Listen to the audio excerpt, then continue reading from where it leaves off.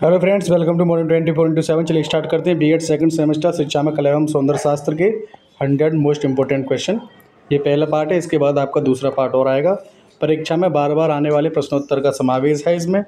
ठीक है, ये क्वेश्चन बार बार रिपीट होते हैं, तो चैनल पर नए सब्सक्राइब कर लीजिएगा, बेल आइकन को प्रेस जरूर कर दीजिएगा, जिससे आने वाली वीडियोज़ की नोटिफिकेशन मिलती रहे। क्वेश्चन नंबर पहला है, कला सत्य की अनुभूति है, यह कथन किसका है? तो यह कथन है प्लेटो का। कला प्रकृति है और इसमें कल्पना भी है, कथन किसका है? तो ये कथन हो जाएगा अरस्तु का। अभिव्यक्ति ही कला है, यह कथन किसका है? तो यह कथन है क्रोचे का। अभिव्यक्ति की कुशल शक्ति ही कला है, यह कथन किसका है? तो यह कथन है मैथिली शरण गुप्त का। नेक्स्ट है क्वेश्चन नंबर 5, कला से जीवन का महत्व है, यदि कला जीवन को सुमार्ग पर न लाए यानी अच्छे मार्ग पर न लाए तो वह कला क्या हुई? यह कथन किसका है? तो यह कथन है महात्मा गांधी का। कला शब्द की उत्पत्ति संस्कृत की किस धातु से हुई, जिसका अर्थ है उत्पन्न करना, शब्द करना, गिनना आदि? तो कल हो जाएगा राइट आंसर, कल धातु से बना है कला। बालक की प्रथम पाठशाला मानी जाती है, तो परिवार को बालक की प्रथम पाठशाला माना जाता है। अरस्तु ने किस पर आधारित कला को ललित कला में स्थान दिया? तो अनुकरण पर आधारित। शिवत्व, लालित्व और उपयोग की दृष्टि से कलाओं के कितने विभाग किए गए हैं? राइट आंसर हो जाएगा ऑप्शन नंबर बी, 3 भाग किए गए हैं। रूप के आधार पर कला के कितने विभाजन किए गए हैं? तो रूप के आधार पर 2 प्रकार की कला होती है। मन पर आधारित कलाएं हैं, तो संगीत, काव्य, गद्यात्मक कलाएं, ये सभी क्या हैं? मन पर आधारित कलाएं हैं। इंद्रियों के आधार पर कलाओं के कितने प्रकार होते हैं? इंद्रियों के आधार पर कलाओं के प्रकार होते हैं 3। अनुकरण के आधार पर कलाएं होती हैं, 3 प्रकार की अनुकरण के आधार पर कलाएं होती हैं। मनोवैज्ञानिक आधार पर कलाओं के प्रकार होते हैं 3। अनुकरण के आधार पर भी 3 होते हैं और मनोवैज्ञानिक आधार पर भी कलाओं के 3 प्रकार होते हैं। अलंकारणात्मक कला है, तो श्रृंगार अलंकारणात्मक कला है। उपयोगिता के आधार पर हीगल के द्वारा किया गया कला का वर्गीकरण है प्रतीकवादी कला, अभिजात्यवादी कला और स्वच्छंदवादी कला। तो ये सभी कलाएं हीगल के द्वारा किए गए कला के वर्गीकरण है उपयोगिता के आधार पर। ठीक है, नेक्स्ट है प्रतीकवादी कला है, तो वास्तुकला प्रतीकवादी कला है, सिंबॉलिक। अभिजात्यवादी कला है, शास्त्रीय या मूर्तिकला, क्लासिक, ये अभिजात्यवादी कला है। नेक्स्ट है स्वच्छंदतावादी कला है, भावात्मक होती है ये।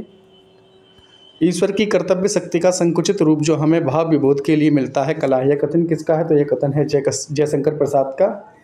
कला में मानव स्वयं अपनी अभिव्यक्ति करता है, किंतु वस्तु की नहीं। अभिव्यक्ति वस्तु का स्थान तो विज्ञान तथा दर्शन के ग्रंथों में चिन्हित होता है, यह कथन है किसका? रविन्द्रनाथ टैगोर का।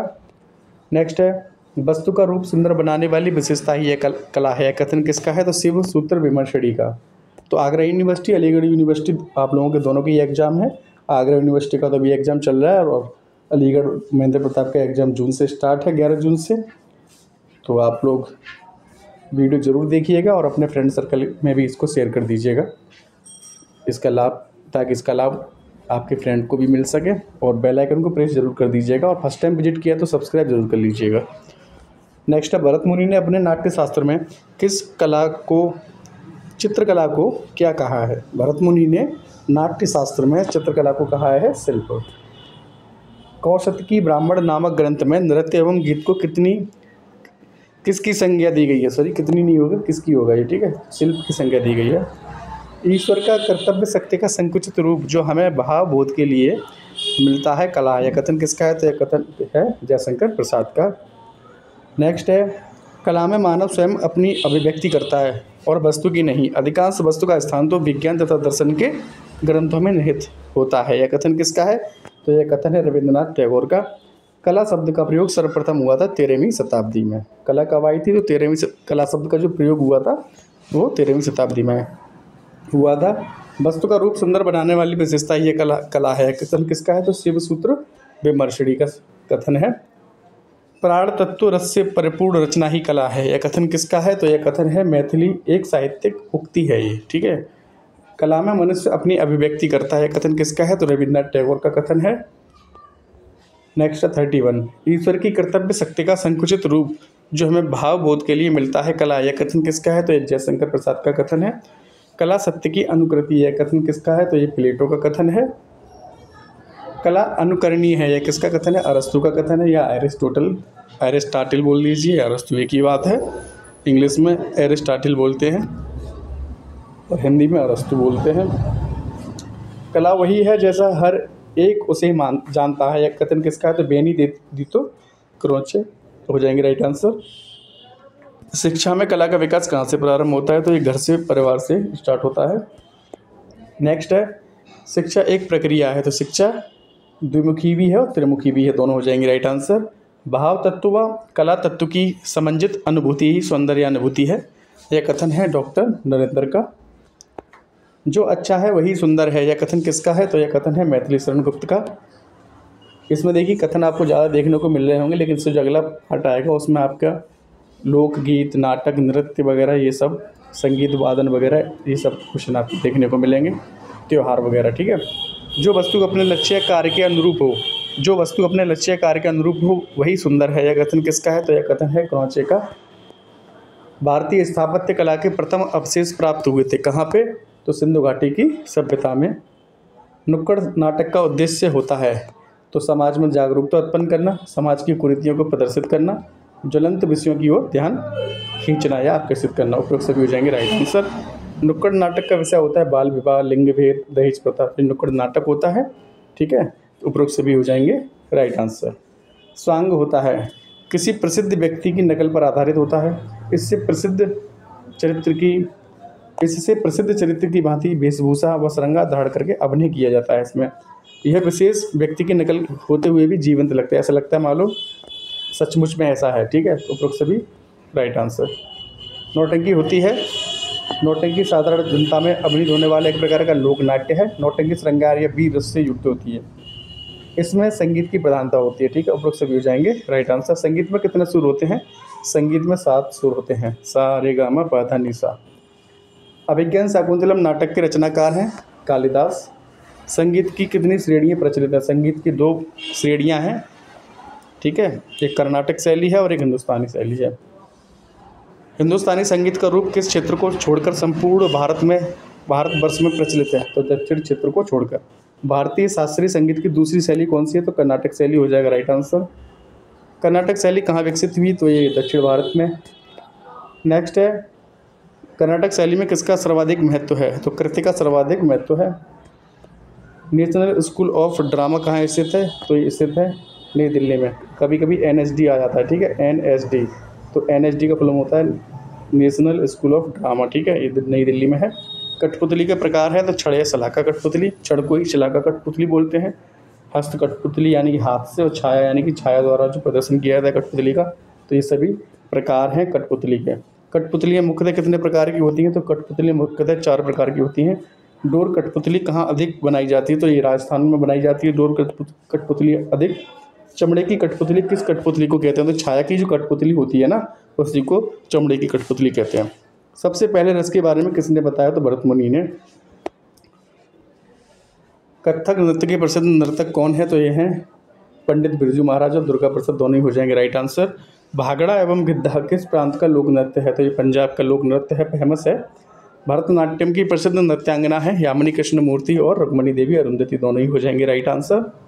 नेक्स्ट है, भारत के तबला वादक हैं जाकिर हुसैन और पंडित आनंदो चटर्जी, दोनों ही हो जाएंगे राइट आंसर। विश्व का सबसे प्राचीन संगीत किस वेद में मिलता है? तो ये ऋग्वेद में मिलता है। पंडित भीमसेन जोशी का जन्म कब हुआ था? तो ये हुआ था 4 फरवरी 1922 को। पंडित भीमसेन जोशी का जन्म किस राज्य में हुआ था? तो ये हुआ था कर्नाटका में। नेक्स्ट है, उत्तर प्रदेश के लोक संगीत जो ब्रज के गीतों से निर्मित है उन्हें कहते हैं रसिया। आज ब्रज में होली रे रसिया, ठीक है, तो रसिया होता है उत्तर प्रदेश में, ब्रज क्षेत्र में। बंगाल का सबसे प्रसिद्ध लोकगीत क्या है? तो बाउल। महाराष्ट्र का प्रसिद्ध लोकगीत है भागरी। पंडित विष्णु दिगंबर भातखंडे का जन्म कब हुआ था? तो ये हुआ था 18 अगस्त सन 1872 में। संगीत की शिक्षा के लिए लाहौर में गांधर्व महाविद्यालय की स्थापना किसने की थी? तो ये की थी पंडित विष्णु दिगंबर पलुस्कर ने। पंडित विष्णु दिगंबर पलुस्कर का जन्म किस प्रांत में हुआ था? तो ये महाराष्ट्र में हुआ था, मुंबई में। नेक्स्ट है, विष्णु नारायण भातखंडे का जन्म कब हुआ था? तो ये हुआ था 1860 में। मराठी भाषा में लिखी हिंदुस्तानी संगीत पद्धति पुस्तक के लेखक हैं तो पंडित विष्णु नारायण भातखंडे हो जाएंगे राइट आंसर। कथक के जयपुर घराने की स्थापना किसने करी थी? तो ये करी थी मास्टर गिरधर ने। कथक का सबसे अधिक प्रसिद्ध घराना है लखनऊ का घराना।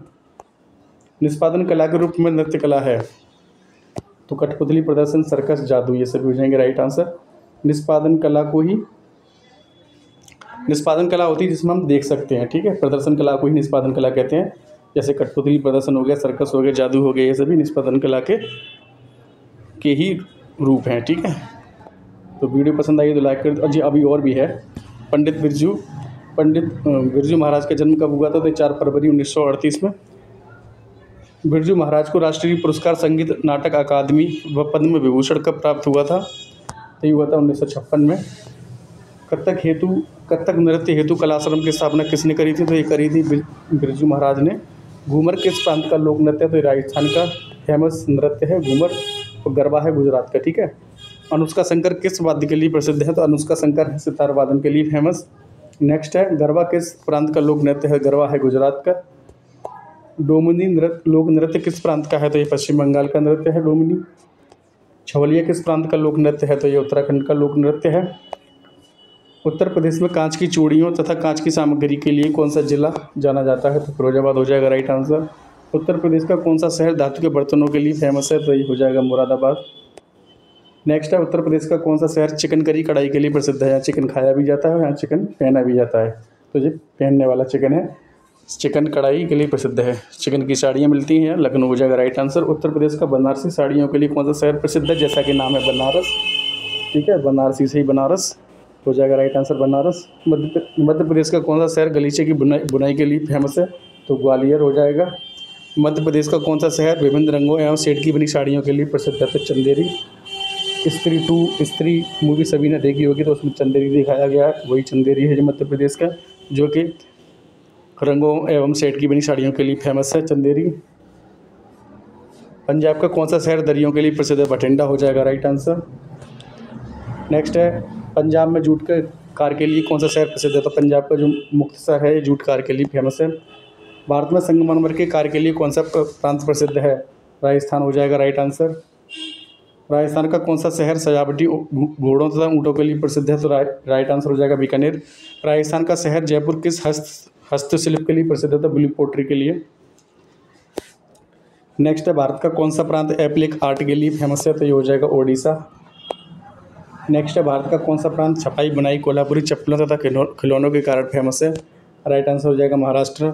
नारियल के लिए कौन सा प्रांत फेमस है? तो ये हो जाएगा केरल। केरल में नारियल बहुत होता है।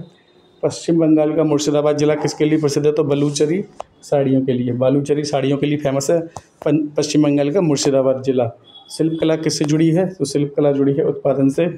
हैंडलूम के वस्त्र किस शिल्प का उदाहरण है? तो कताई बुनाई शिल्प, ठीक है। कालीन वगैरह भी बनता है तो हैंडलूम से ही बनता है, ठीक है। तो हैंडलूम के वस्त्र किस शिल्प का उदाहरण है? तो ये कताई बुनाई शिल्प का उदाहरण है। मिलते हैं नेक्स्ट वीडियो में। Good night.